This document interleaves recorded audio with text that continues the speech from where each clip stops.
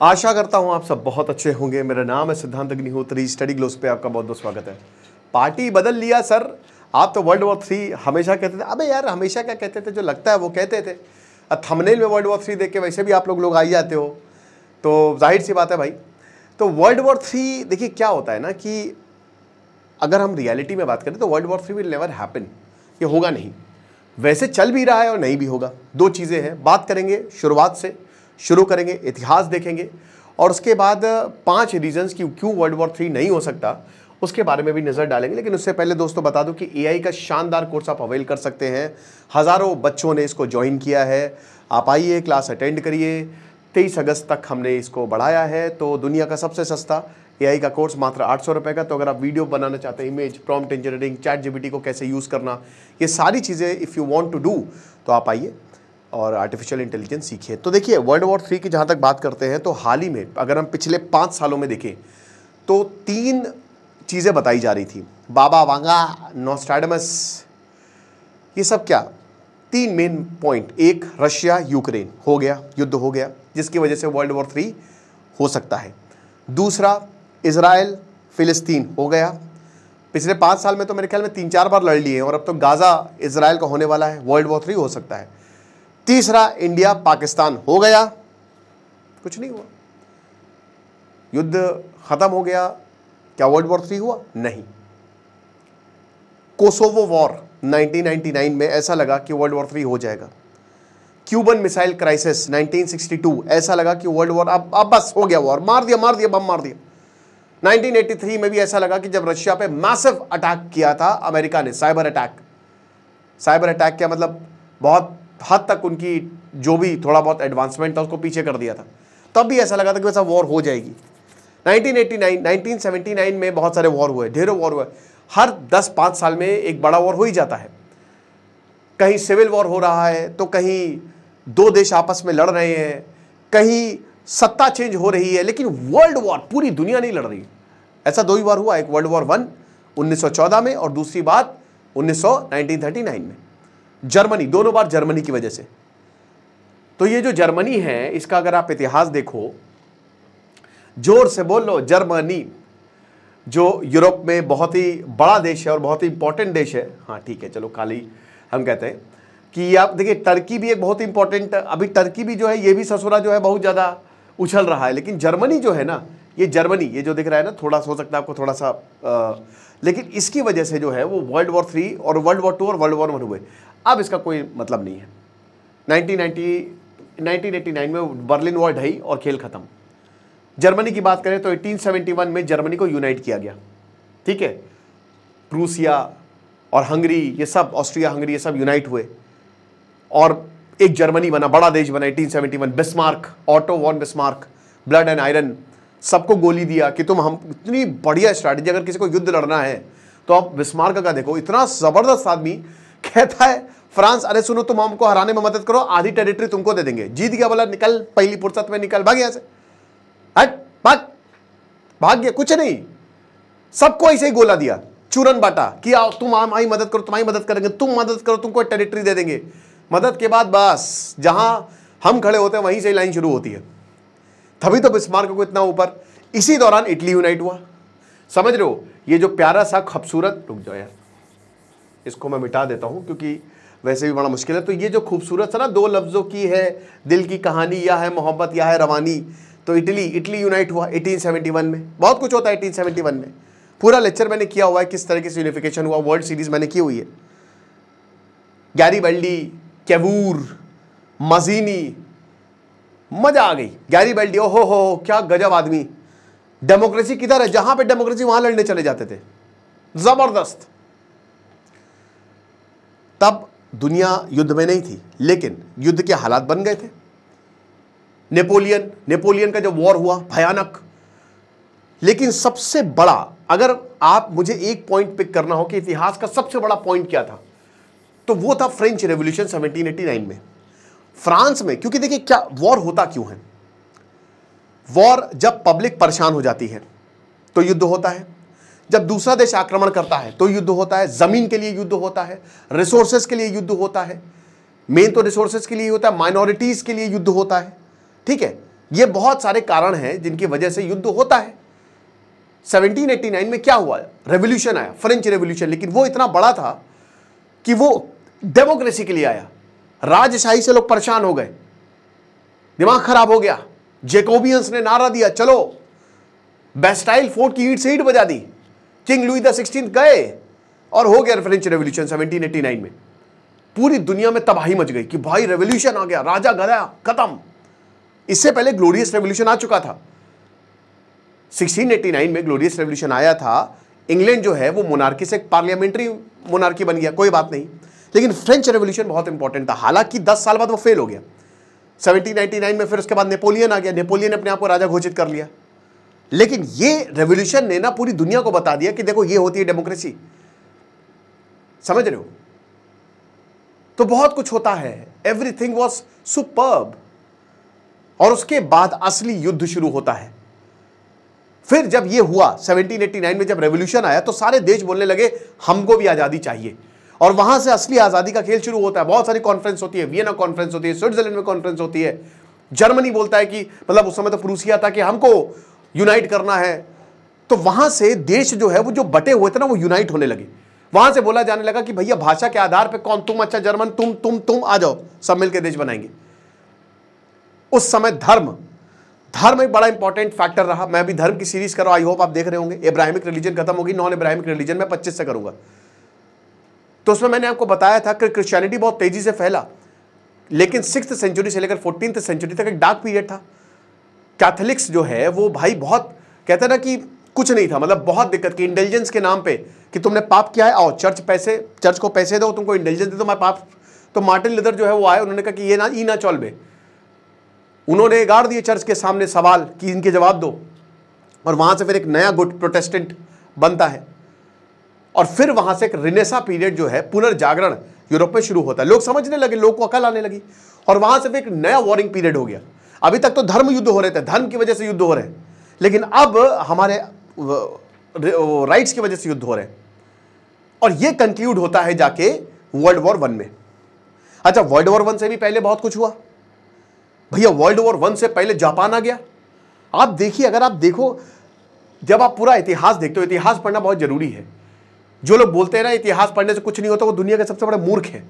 आपको 2-3 चीजें जरूर पता होनी चाहिए, इतिहास और एक संविधान जिससे देश चल रहा है। तभी वकीलों का सबसे ऊपर आप देखिए, अभी सुप्रीम कोर्ट की पार्किंग दिखाई थी, सबके सब ऐसा लग रहा है कि कौन सी जगह आ गए, ऑडी, रेंज रोवर सब। तो इतिहास आपको पता होना चाहिए। इतिहास आपको बहुत जबरदस्त लर्निंग्स देता है, और इतिहास आपको बहुत ही गजब की स्ट्रैटेजीज देता है कि जीतना कैसे है, आपको जिंदगी जीना सिखा देता है। तो इतिहास अगर आप देखो तो आप देखोगे कि कमाल हुआ है, डॉट्स कनेक्ट हुआ। मतलब 1868 कौन सोचा था कि भाई 1860 में जो है वो जापान जो है उसको खोला। 1868 में मेजी रेस्टोरेशन, अमेरिका ने बंदूक रख दी जापान के ऊपर की, खोल इकोनॉमी अपनी, खोल। तो उसने खोल दिया, ओके सर। और जापान ने फिर अपनी आर्मी बना ली।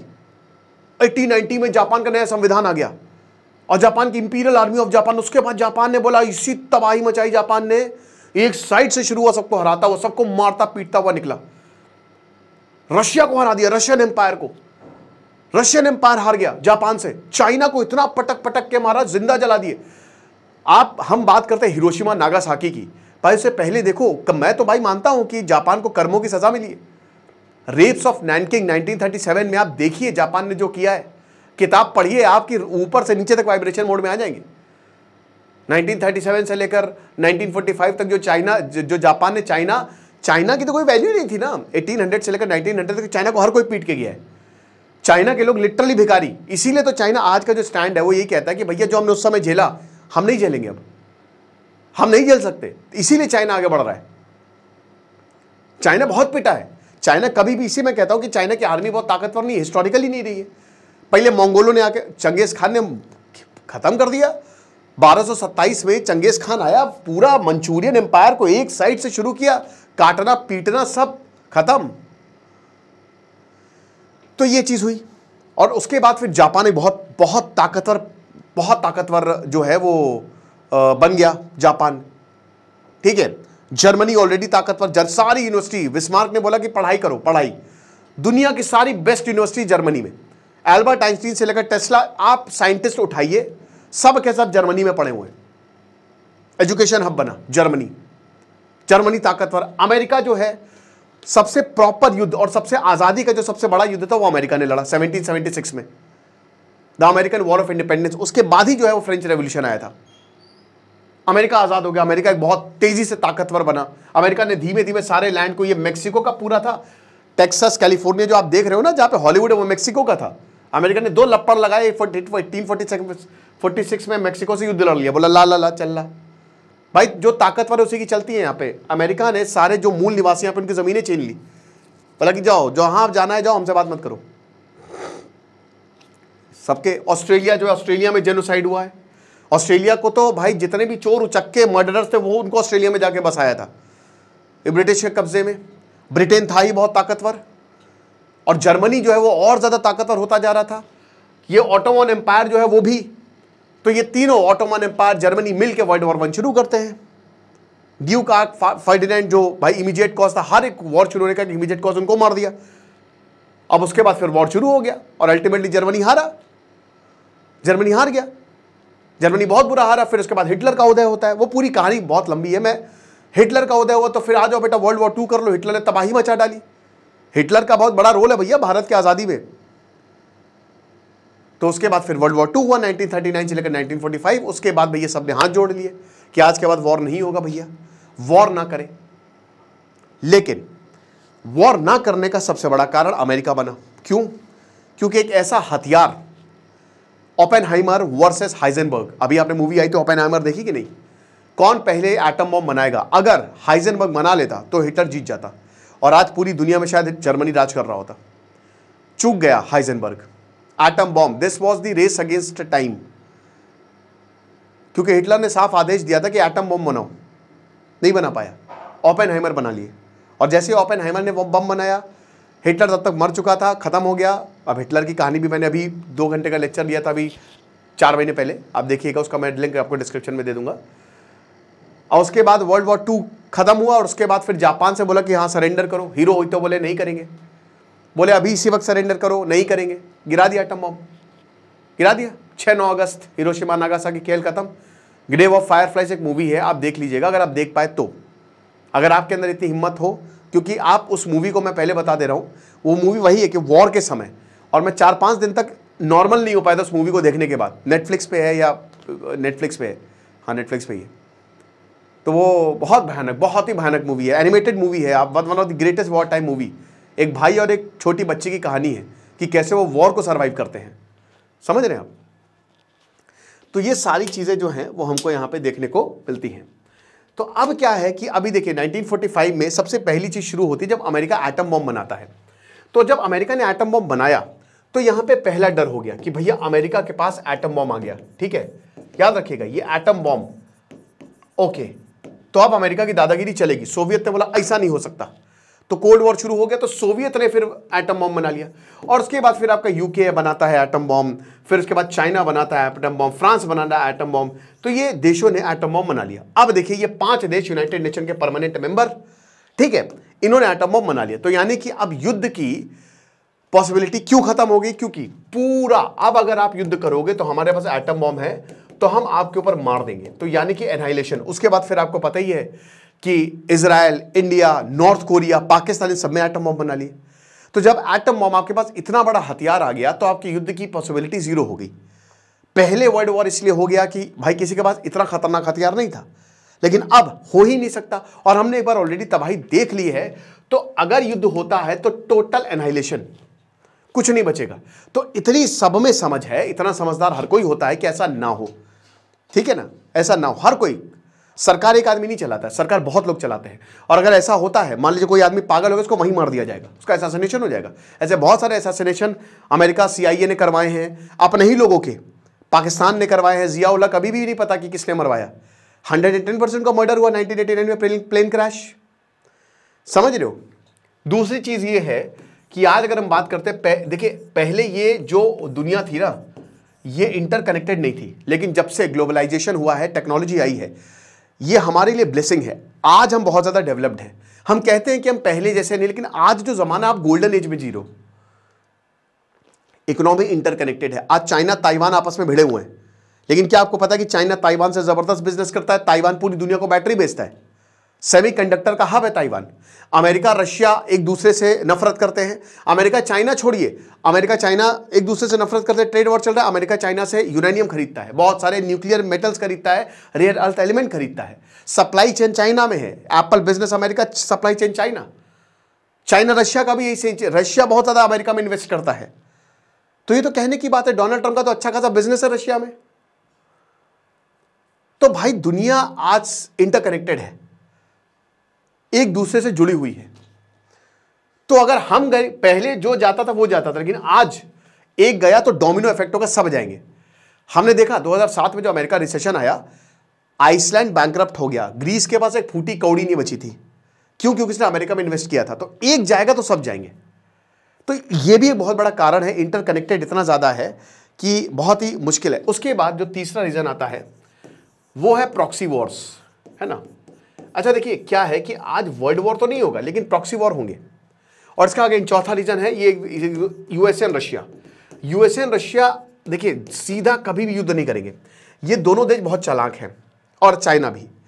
अब चाइना ने पाकिस्तान को मस्त बेवकूफ बनाया है, मस्त चू बनाया है, ठीक है। और यही प्रॉक्सी वॉर जो है वो जबरदस्त हो रही है, पूरी दुनिया लड़ रही है, और पूरी दुनिया को पता ही नहीं है किसने पलीता सुलगाया है। अमेरिका आंख लगाता है पीछे से कि लड़ ले लड़ ले, इजराइल लड़ रहा है, लड़े जा रहा है, यूक्रेन लड़े जा रहा है। भाई आप एक बात बताइए, नेटो इतना बोल रहे हैं तो नेटो क्या कर रहे हैं? झक मार रहा है बैठ के। तुम बैठ के शांति करवा सकते थे, तुमने करवाई? नेटो की वजह से ही तो यूक्रेन रशिया भिड़े हैं। और किस वजह से भिड़े हैं? यूक्रेन कह रहा है, रशिया कह रहा है कि हमारी सेना जो अमेरिका की वो मेरे बॉर्डर पे आ जाएगी।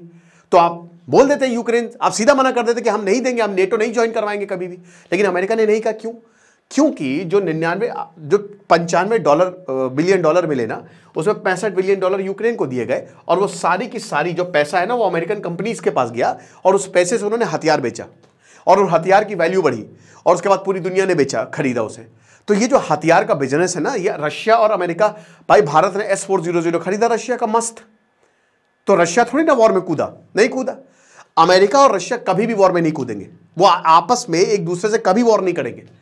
इनके पास सबसे ज्यादा न्यूक्लियर वेपन है, वो पता है कि मर जाएंगे ये दूसरों को लड़वाएंगे, और उसके बाद इससे धंधा देखेंगे, इस पे धंधा किधर है। तो प्रॉक्सी वॉर होंगे, अमेरिका और पाकिस्तान और इंडिया भिड़ेंगे, रशिया यूक्रेन भिड़ेंगे। लेकिन हो सकता है अमेरिका भी कभी किसी देश से युद्ध हो जाए, लेकिन कोई बड़ा दो बड़े देश आपस में युद्ध फुल ऑन वॉर नहीं करेंगे। 1962 का जमाना गया, 1971 का जमाना गया, क्योंकि इसके पास, चाइना के पास समय न्यूक्लियर वेपन नहीं था 1962 में। 1971 में भी अगर बात करते हैं तो इंडिया पाकिस्तान दोनों के पास न्यूक्लियर वेपन नहीं था, लेकिन आज न्यूक्लियर वेपन है। समझ रहे हो? तो ये एक बहुत बड़े रीजंस हैं, इंपॉर्टेंट रीजंस हैं, जिसकी वजह से वर्ल्ड वॉर 3 कभी हो ही नहीं सकता दोस्तों। ओके, और इसको ही बिजनेस थ्योरी कहते हैं कि भैया हम तुम्हारे साथ बिजनेस कर रहे हैं, ऐसा ही है। अब इंडिया पाकिस्तान को देखिए, क्या पाकिस्तान रो रहा है कि भैया हमारे साथ वापस आ जाओ, बिजनेस कर लो हमारे साथ, हमने तो कुछ बिगाड़ा भी नहीं तुम्हारा। आपको क्या लगता है? आप मुझे कमेंट बॉक्स में बताइएगा। बाकी आप हमारे AI के कोर्स को अवेल करें, आपको बहुत ज्यादा फायदा होगा। खुश रहिए, पढ़ते रहिए। दिस इज सिद्धांत अग्निहोत्री साइनिंग ऑफ।